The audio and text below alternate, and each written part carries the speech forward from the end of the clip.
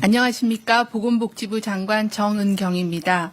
정부는 국민의 건강과 생명을 최우선으로 국민 건강을 책임지는 보건의료 체계를 마련하기 위해 노력하고 있습니다. 지난 12월 24일 대통령님께서는 희귀질환 환우와 가족들과 소통하는 자리를 가졌습니다.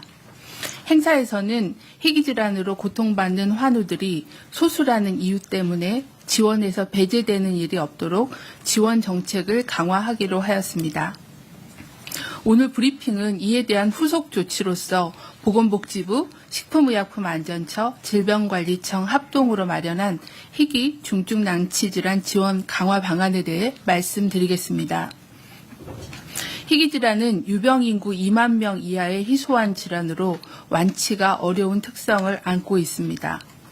이로 인해 고액의 의료비가 지속적으로 발생하고 치료제를 쉽게 구하기 어려운 상황입니다. 정부는 당면 과제인 의료비 부담, 치료제 접근성 문제를 조속히 완화하고 의료와 복지가 연계된 포괄적인 지원 대책을 마련하고자 합니다. 첫째, 고액 의료비 부담을 낮추겠습니다.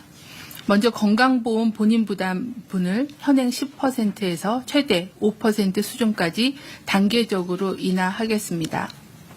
질환별 의료비 부담 수준, 건강보험 재정 등을 고려하여 구체적인 인하 방안을 상반기 중에 마련하고 건강보험 정책심의위원회 의결을 거쳐 하반기부터 시행할 수 있도록 하겠습니다. 또한 완치가 어려운 특성을 고려하여 산정특례 재등록 때마다 필수적으로 요구하던 진단검사 결과 제출은 폐지하겠습니다.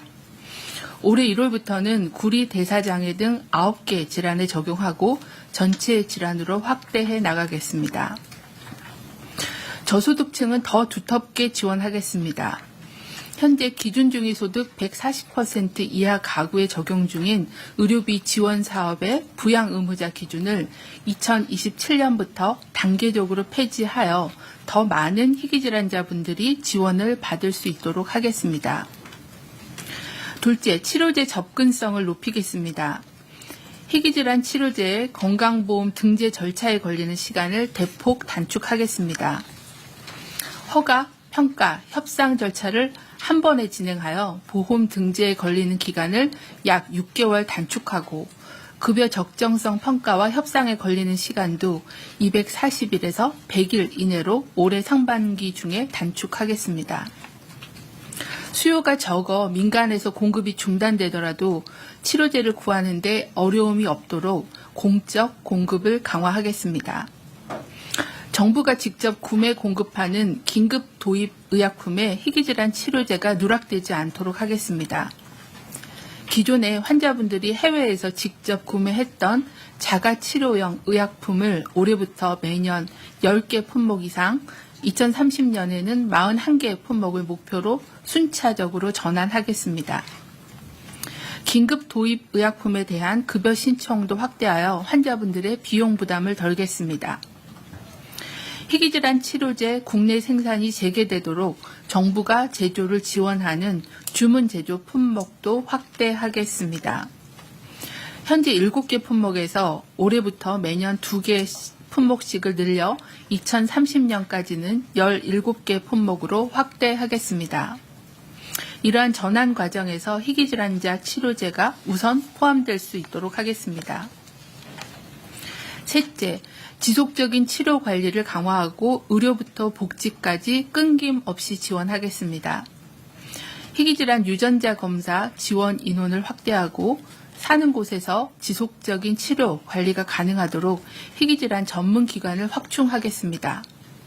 희귀질환 전문기관이 없는 광주, 울산, 경북, 충남 권역을 대상으로 추가로 지정하여 지역 완결형 희귀질환 진료관리 체계를 완성하겠습니다.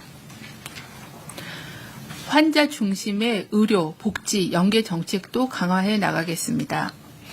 희귀질환은 장기간 유병 과정으로 진행되어 의료 지원뿐만 아니라 간병, 돌봄, 재활, 마음 건강 등 다양한 복지 수요가 존재합니다.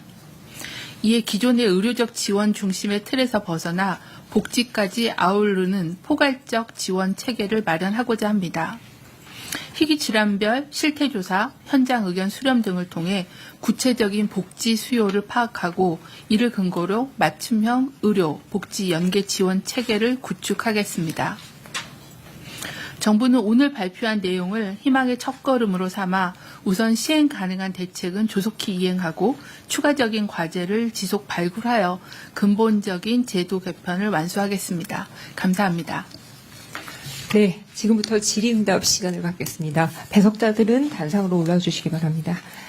질의응답은 기자님들의 질문에 답하는 형태로 진행됩니다. 구체적인 통계 문의는 대변인실 부탁드립니다.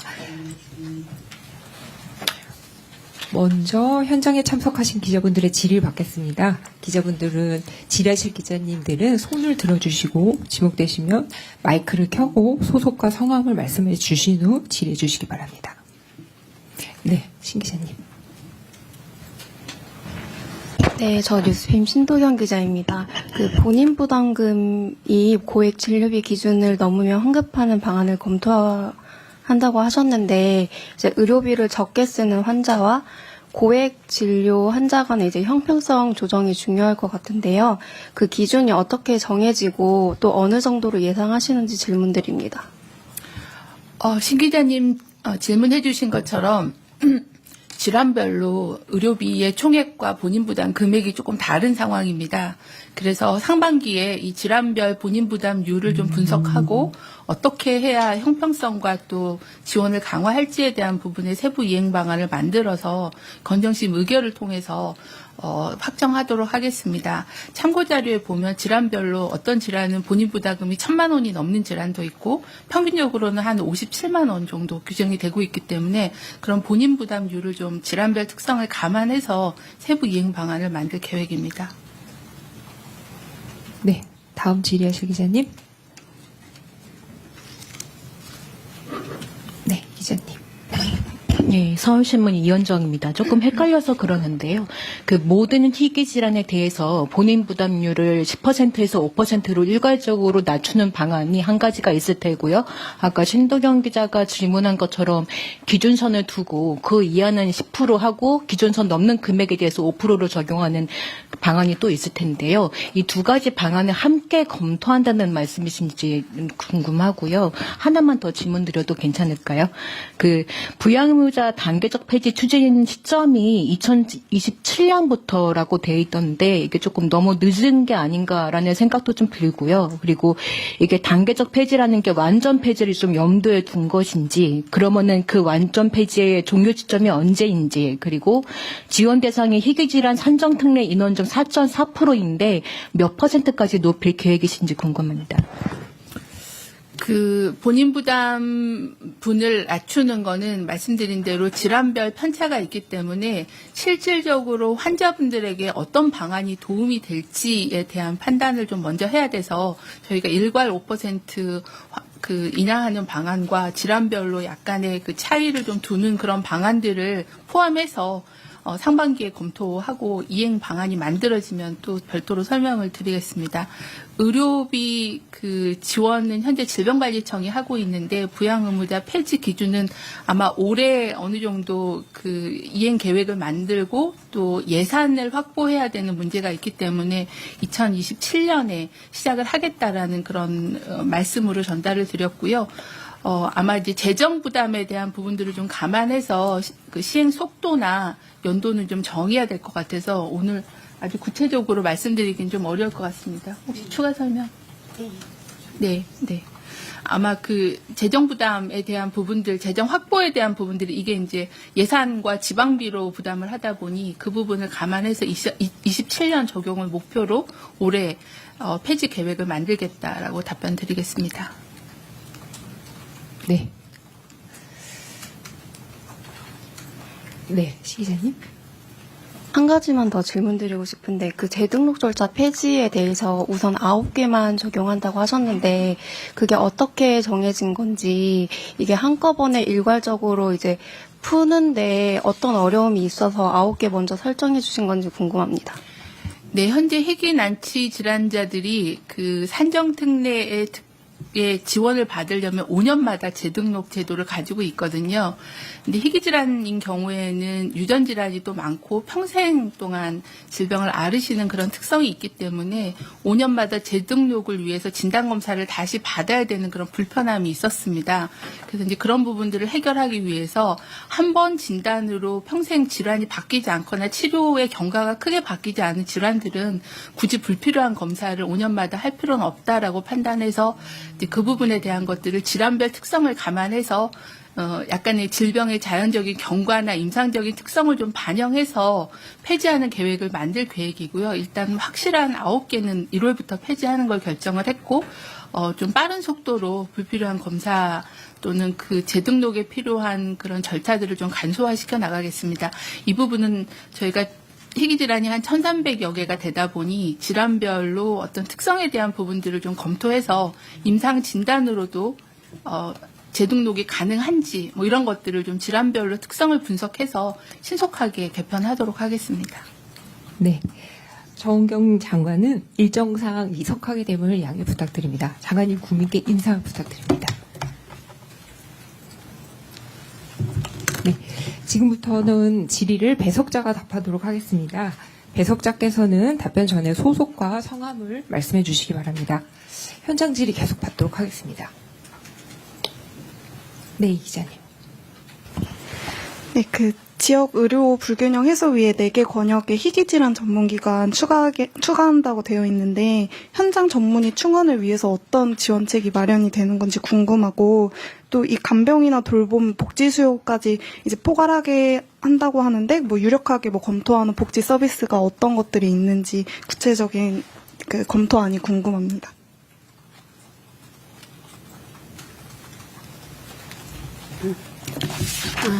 질병청에서 의료기관 충원은 복지부에서 답변하셔야 될 것 같은데 일단 그 전문기관과 관련해서 저희가 좀 말씀을 드리겠습니다. 그래서 지금 17개소가 13개 시도에 지정이 돼 있습니다. 그래서 서울이 4개, 경기 2개, 기타 11개 있습니다. 그래서 광주, 울산, 경북, 충남이 빠져 있는데요. 저희가 이 부분은 지역 완결형이 될 수 있도록 올해 2개소를 추가 지정하고 내년에 추가 지정을 완료하도록 하겠습니다. 그리고 이런 그 전문기관이 지정되게 되면 말씀하신 의료 인력 그 부분은 굉장히 중요한 부분인데 그거는 복지부에서 의료 인력 관련해서 좀 말씀을 해주시면 좋을 것 같습니다. 그리고 저희가 전문기관이 이제 등록 사업도 하고 있기 때문에 25년 4월부터는 전문기관이 등록 사업도 같이 하고 있기 때문에 환자들에 대한 수요라든지 전문적인 정보를 암 등록 사업에서 얻은 정보처럼 이렇게 전문 정보를 토대로 더 체계적인 정책을 할 수 있을 것으로 기대를 합니다. 이상입니다.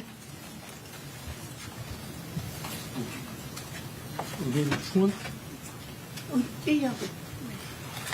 그 기관을 지정하더라도 의료 인력이 급격하게 나오는 건 아니라서 아마 이제 필요하다면 기관을 지정하더라도 다른 인력과의 공유나 이런 것들이 필요할 겁니다. 그런 측면에서 그러니까 기관 지정과 의료 인력은 같이 가는 건 아니라서 이제 그 인력을 현재 있는 인력분들이 현재 관련된 희귀질환을 보는 분들이 전국에 많지는 않아서요. 그분들이 어디서 어떻게 있는지를 연계해주는 역할들을 오히려 센터에서 좀 강화하는 게 필요하지 않은가 그런 생각을 좀 하고 있습니다. 그 부분은 아마 지금 현재도 그 역할분들이 예를 들면 희귀질환이 1,300개지만 모든 선생님들이 다 그걸 보는 게 아니어서 어느 병원에 어떤 선생님이 본다라는 걸 좀 알고 그 해당된 센터에서 연계할 수 있는 그런 사업들이 좀 필요하다고 생각하고 있고 그걸 좀 더 강화하는 걸 검토해야 될 거라고 판단하고 있습니다. 검토하겠습니다. 그 부분. 네. 현장 질의 또 있으실까요? 네, 예, 서울신문 이원정입니다. 희귀질환자 의료복지 연계 지원 관련해가지고요. 이게 지금까지는 딱 의료 중심이었는데 이제는 그 유병생의 전반의 정책적 대상으로 둔다 이런 의미인 것 같은데요. 이게 혹시 좀 3월달에 시작하는 통합돌봄과도 좀 연계가 될 수 있을지 좀 궁금한데요.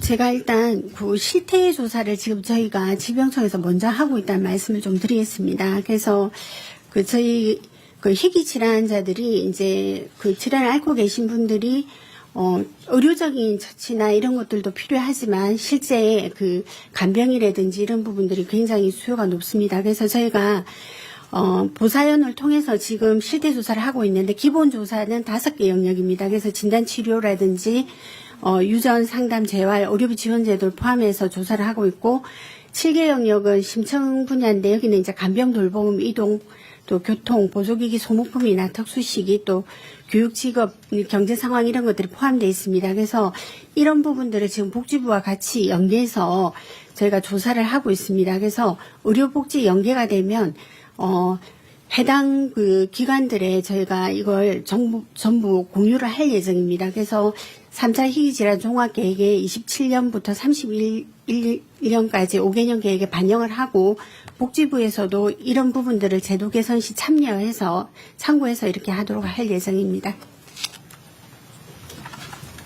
네. 공공보건정책관입니다. 그 추가로 말씀드리면 지금 당장 저희가 서비스 연계를 할 수는 없고 지금 질병청에서 실태조사를 하면 희귀질환 대상자별로 중증도의 그 차이가 되게 편차가 큽니다. 그래서 그분들이 어떻게 될지 분석이 먼저 좀 선행이 돼야 되고 당연히 말씀하신 대로 의료기관 관련된 부분 아니면 현재 그 통합돌봄과에 관련된 부분도 당연히 연계될 텐데 지금 당장은 그 부분에 구체적인 계획은 말씀드리기 좀 쉽지는 않다는 말씀드립니다.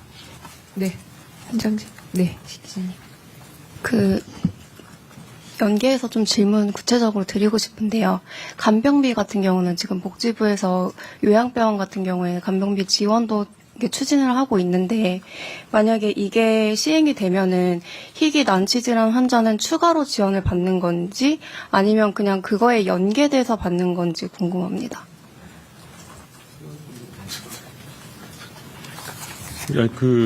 구체적인 서비스와 내용 관련된 거는 이제 어떤 욕구들이 있는지를 먼저 파악을 해야 될 것 같고, 그 간병이라는 게 현재 지금 이제 저희가 이제 이제 간호간병 서비스와 관련된 거, 의료기관에 들어와서 만약에 그게 급여가 되면 당연히 그 급여 서비스를 받게 될 텐데, 그 욕구가 예를 들면 집이든지 아니면 다른 데일 수 있잖아요. 그런 부분들은 어떻게 될지는 지금 당장은 저희가 구체적인 내용을 가지고 논의를 하진 않았기 때문에 어떻게 할지는 그 부분은 가서 결정을 좀 해야 될 것 같다는 생각이 듭니다. 네, 박 기자님. 네, 한국일보 박경담이라고 합니다. 산정특례 관련해서 2020년부터 단계적 인하, 이거 말씀하신 게 그 정확한 뜻이 궁금합니다. 2020년 그리고 2026년도 하반기에 5%로 낮추지 어려운 이유는 또 무엇인지 궁금합니다. 예, 건강보험정책국장입니다. 저희가 아까 장관님도 말씀하신 것처럼 희귀질환의 종류가 워낙 많고 또 질병에 따라서 의료비 부담이 아주 많은 경우가 있고 또 평균적으로 아까 말씀하신 것처럼 50만 원대이기 때문에 그렇게 많지 않은 경우도 있습니다. 그렇기 때문에 이 부분을 산정특례를 현재 10%인데 일률적으로 할 거냐 적용하기에는 또 적절치 않은 부분도 있을 수 있고 그렇기 때문에 저희가 최대 10% 수준, 5% 수준이라고 장관님께 말씀하셨는데 그래서 그런 인하 효과가 의료비 부담이 많은 환자에게 먼저 가는 게 좋겠다 그런 거고 그 과정에서 근데 저희가 산정특례를 1% 인하하면 약 1,000억 원 정도의 재정이 소요됩니다. 그런 부분에 있기 때문에 그거를 일률적으로 갈지 아니면 의료비 부담이 많은 환자 중심으로 갈지 그 부분에 대해서 저희가 검토하면서 단계적으로 갈 건데 목표는 고액 의료비 부담이 가는 환자에 대해서는 5% 수준까지로 인하되는 것을 목표로 한다. 그런 말씀이었고요. 그 다음에 아까 우리 올라온 김에 이현정 기자님께서 주신 질문, 재등록 질문 중에 취지는 어떤 기준으로 처리하면 재등록 절차 처리한 걸 뽑았느냐를 말씀 주셨는데요. 당초 취지는 그 증상이 계속 되느냐라는 부분을 확인하는 취지입니다. 그런데 산정특례가 희귀 질환만 있는 게 아니고 암이나 이런 부분도 있기 때문에 그런 부분들이 일정 기간 지나면 치료가 계속돼야 되는 치료가 계속돼서 산정특례를 계속 할 거냐 이런 부분을 확인한 일종의 그건데 일단 희귀난 지질환 같은 경우는 이제 유전적 요인이다 보니 그게 조금 장기화되는 경향이 있어서 그거를 좀 없애달라는 요구가 있었고 그 중에서도 요구가 큰 이제 환자 단체 요구가 큰 걸 먼저 선정해서 저희가 폐지했다는 말씀을 드립니다. 네.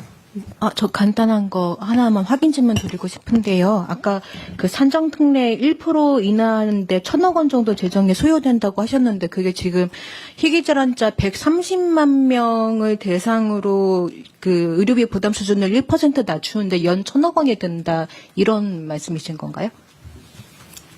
예, 일률적으로 인하할 때 1% 낮추는데 약 1,000억 원에 소요된다는 말씀입니다. 130만 명 대상으로 말씀하시는 예, 거예요? 그렇습니다.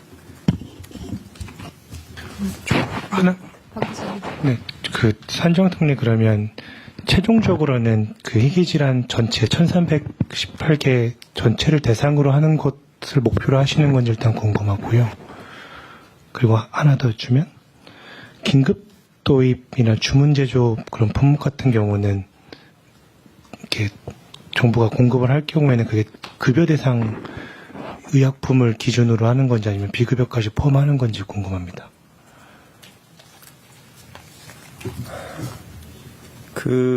일단은 가장 단순한 방법으로 일률적 인하하면 그 희귀난 지질환이 현재처럼 일률적으로 적용이 되는 거고요.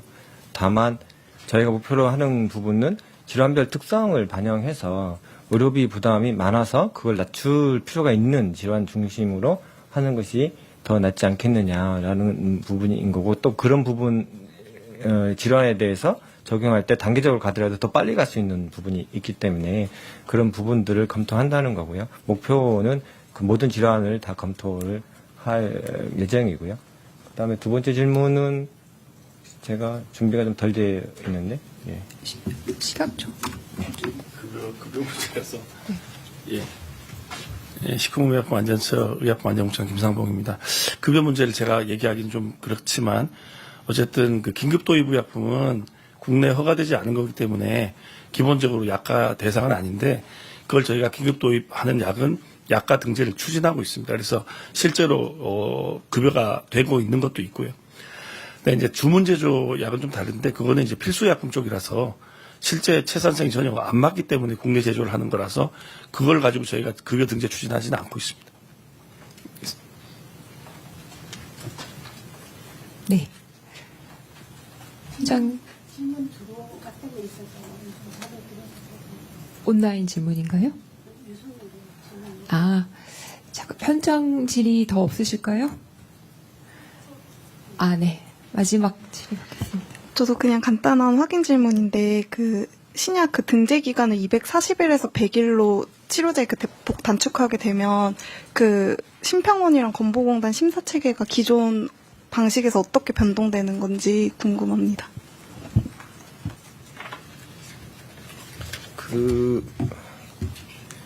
기존의 심사 체계가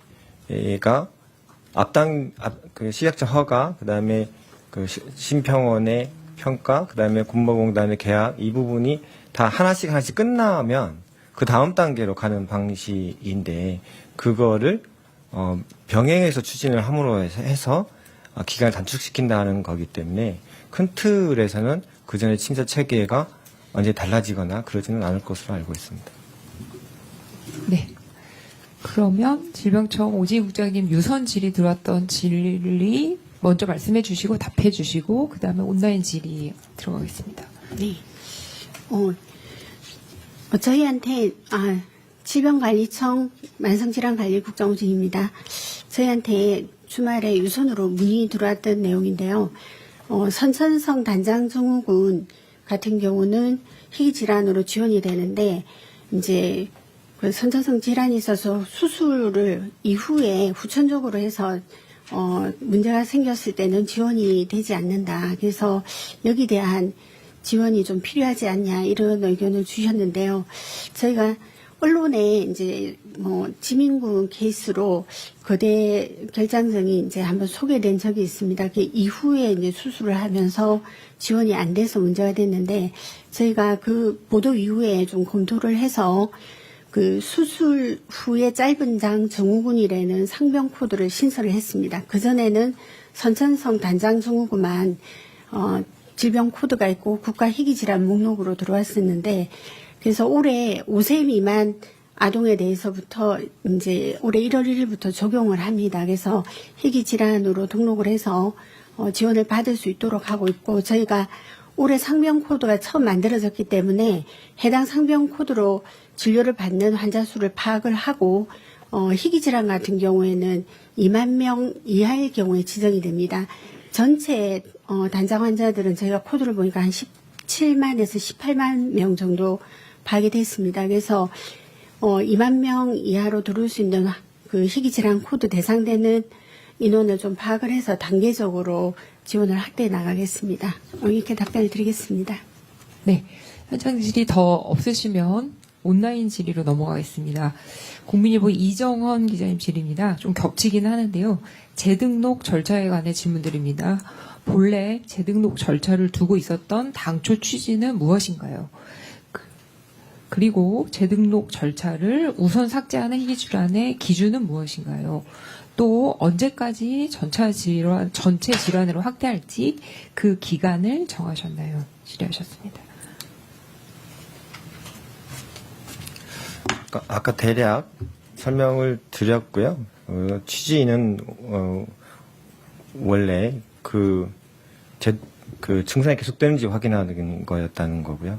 그다음에 당초 취지와 달리 희귀질환은 완치가 어렵기 때문에 이걸 계속 존속할 필요가 있느냐라는 거에 대해서 의견이 들어와서 하고 있다는 거고요. 그렇게 해서 저희가 전문가 의견을 들었을 때 우선적으로 이 부분을 좀 개선해야 될 질환에 대해서는 한 312개 정도 저희가 파악이 됐고요. 그 중에서 환자단체가 우선적으로 요구하는 9개에 대해서 먼저 폐지했다는 거고, 나머지 부분에 대해서도 저희가 조속히 검토해서 폐지해 나갈 예정이라는 건 말씀드립니다. 네. 더 질의가 없으실까요? 네. 그러면 더 이상 질의가 없어서 이것으로 질의응답과 브리핑을 마치도록 하겠습니다. 참석해 주셔서 감사합니다.